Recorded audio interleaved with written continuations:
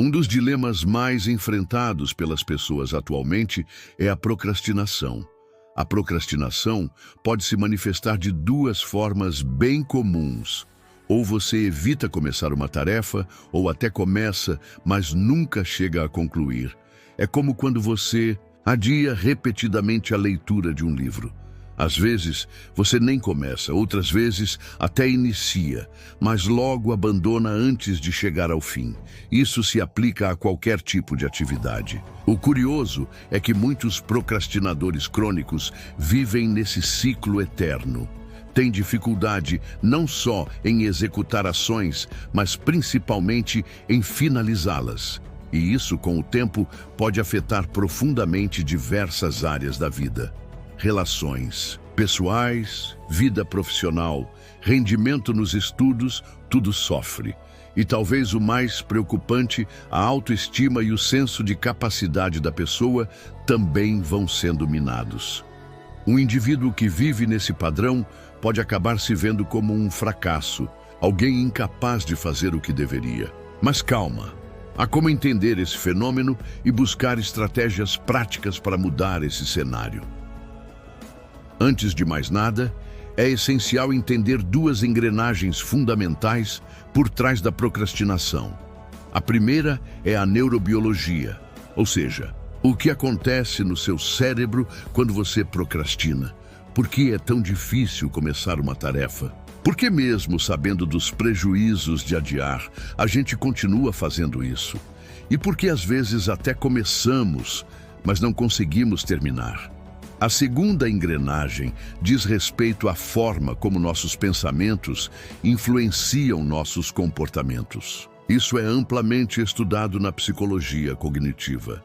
Ou seja, entender o que se passa na mente que dá origem àquela atitude de adiar, empurrar com a barriga ou simplesmente fugir de algo que precisa ser feito. Quando conseguimos compreender esses dois aspectos, o funcionamento do cérebro e o impacto dos pensamentos, abrimos um caminho para começar a enfrentar, de forma prática, a procrastinação. Vamos então falar sobre o que a neurociência tem a dizer sobre isso. O protagonista dessa história é um neurotransmissor chamado dopamina. Talvez você já tenha ouvido falar dele antes, mas acredite, ele merece atenção. Embora a dopamina esteja presente em menor quantidade no sistema nervoso comparada a outras substâncias, como a noradrenalina ou a acetilcolina, suas vias ou caminhos são altamente influentes. A dopamina é responsável tanto por nos motivar a agir, quanto por sustentar essa ação até sua conclusão. Ela está envolvida em diversas funções, e uma de suas rotas mais conhecidas, a via nigroestriatal, é justamente a que degenera em pacientes com Parkinson, o que causa os problemas motores característicos da doença. Mas para quem sofre com procrastinação, o que importa é entender que a dopamina nos impulsiona para o objetivo e nos ajuda a continuar até alcançá-lo. E não, motivação não significa estar alegre ou animado. Na ciência, motivação é simplesmente a capacidade de se direcionar consistentemente a um propósito. E é a dopamina que comanda esse processo. Dentro do nosso cérebro, os neurônios que produzem dopamina se comunicam de duas formas principais, de maneira fásica e de maneira tônica.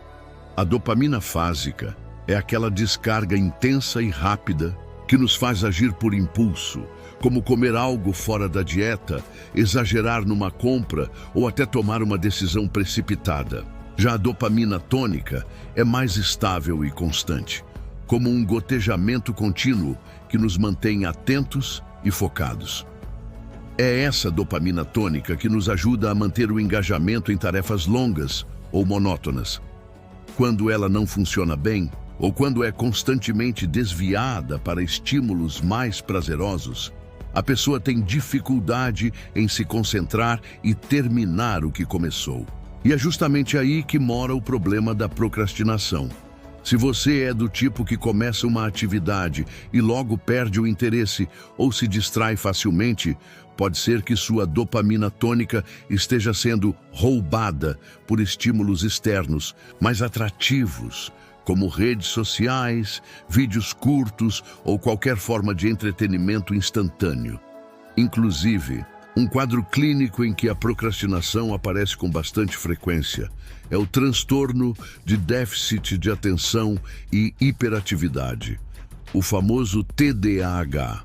Muitos estudos já apontaram que pessoas com TDAH apresentam uma redução na atividade dopaminérgica, justamente na região do cérebro responsável por manter o foco e a atenção, o córtex pré-frontal. Isso explica por que esses indivíduos tendem a procrastinar tanto. Eles começam uma tarefa, interrompem, voltam, pulam para outra e muitas vezes só finalizam as coisas no limite do prazo. Ou nem isso.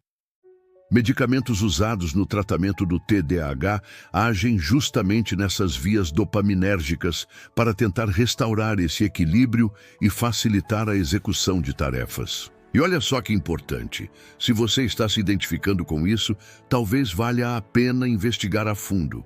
Inclusive, se quiser se aprofundar mais sobre o TDAH, há muito conteúdo de qualidade na internet com explicações detalhadas sobre os sintomas, causas e possibilidades de tratamento. Aproveitando esse momento, se você está gostando do conteúdo e quer receber mais vídeos como este, inscreva-se no canal e deixe seu like.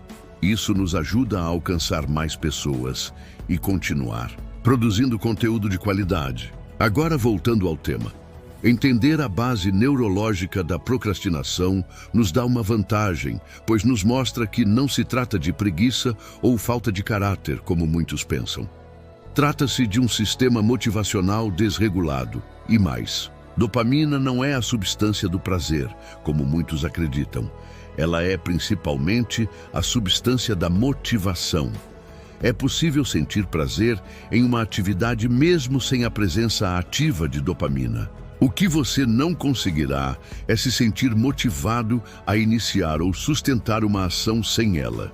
Isso muda completamente a forma como devemos enxergar nossos próprios hábitos e escolhas diárias.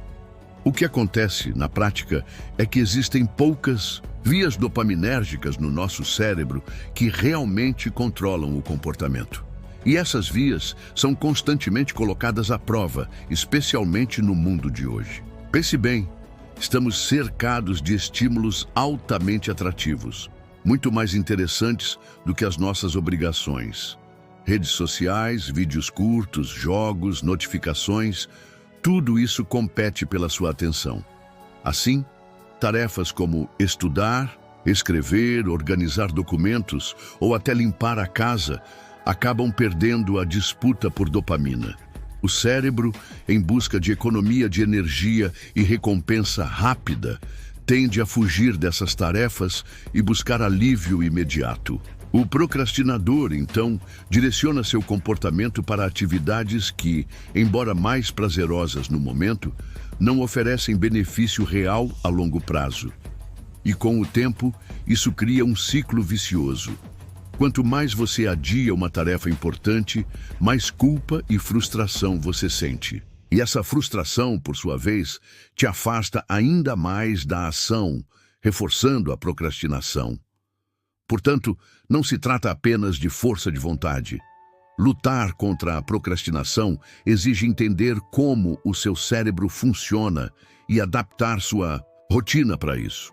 Existem estratégias que ajudam: dividir tarefas grandes em blocos menores, usar cronômetros para ciclos curtos de foco, recompensar-se após cada pequena meta atingida e reduzir as distrações ao seu redor. Mas nada disso funcionará de forma consistente se você não compreender que a motivação é construída e sustentada. Ela não cai do céu. O seu cérebro precisa de sinais claros de que vale a pena agir. E cabe a você, com pequenas mudanças diárias, reconstruir essa motivação e treinar sua mente para voltar a agir com consistência.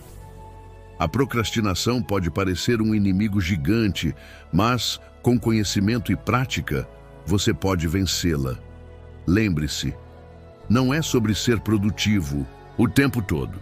É sobre ser coerente com aquilo que você realmente quer construir. E isso começa com o primeiro passo.